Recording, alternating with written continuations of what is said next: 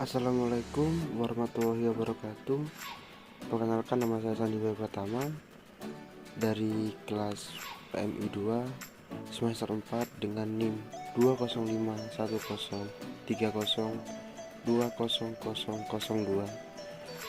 Di sini saya ingin membuat materi tentang sosiologi Kuntowijoyo yang diperuntukkan untuk tugas mata kuliah sosiologi Islam. Sosiologi Kuntowijoyo. Pertama-tama, marilah kita mengenal apa yang akan dijelaskan oleh saya, yaitu yang pertama pengertian sosiologi profetik, lalu yang selanjutnya itu konstruksi paradigma sosiologi profetik, yang ketiga kerangka metodologi sosiologi profetik, yang keempat 3 pilar ilmu sosiologi profetik. Yang pertama, pengertian sosiologi profetik. Nah, sosiologi profetik secara sederhana dapat dijelaskan sebagai sosiologi berparadigma ilmu sosial profetik. ISP dicetuskan oleh Kuntowijoyo sebagai alternatif pengembang ilmu sosial yang mampu mengintegrasikan antara ilmu sosial dan nilai-nilai transendental. Ilmu sosial profetik atau biasa disebut ISP adalah salah satu gagasan penting Kuntowijoyo. Baginya, ilmu sosial tidak boleh berpuas diri dalam usaha untuk menjelaskan atau memahami realitas dan kemudian memaafkannya begitu saja. Tapi lebih dari itu, ilmu sosial itu harus juga mengemban tugas transformasi menuju cita-cita yang diidealkan masyarakat. Ia kemudian merumuskan 3 nilai dasar sebagai penyekat ilmu sosial profetik. Yang pertama, humanisasi, liberasi, dan transgendensi. Ide ini kini mulai banyak dikaji di bidang sosiologi. Misalnya muncul gagasan sosiologi profetik yang dimaksudkan sebagai sosiologi paradigma SP. Lalu saya akan menjelaskan tentang konstruksi paradigma sosiologi profetik. Paradigma sosiologi profetik adalah menuju pada perubahan yang bersifat permanen. Dalam arti ini, semakin dekatnya manusia kepada yang maha abadi, Islam menghendaki adanya transformasi menuju transendensi. Transformasi inilah yang akan menjadi core atau inti dan dikaji oleh sosiologi dalam perspektif Islam. Tauhid merupakan suatu konsep yang bersifat dinamis. Tauhid sebagai pandangan dunia dapat dimaknai sebagai sebuah pandangan umum tentang realitas, kebenaran, ruang dan waktu, dunia dan sejarah.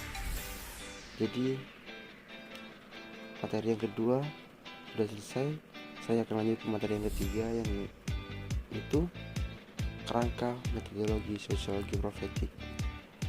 Metode-metode yang digunakan dalam sosiologi tampaknya dapat digunakan dalam studi-studi yang lebih luas, termasuk studi yang berkaitan dengan agama dan kehidupan sosial. Kuntowijoyo menyebutkan metodologi yang digunakan untuk mengilmukan Islam adalah integralisasi dan objektifikasi. Metode integralistik menurut Kuntowijoyo tidak hanya menyatukan agama dan hasil pemikiran manusia, tetapi bertujuan untuk menyelesaikan konflik antara sekularisme dengan agama radikal dalam banyak sektor. Objektifikasi merupakan metode untuk menghadirkan agama secara lebih substantif, ilmiah, bukan normatif, ideologis. Dalam objektifikasi, nilai-nilai objektif dari semua agama, ideologi, kebudayaan, atau aliran filsafat dapat saling berkomunikasi, lepas dari egosentrisme ideologisnya. 3 pilar ilmu sosiologi profetik. Yang pertama, humanisme. Yang kedua, liberasi. Yang ketiga, transendensi. Humanisme dalam bahasa Arab artinya ta'miruna bil ma'ruf.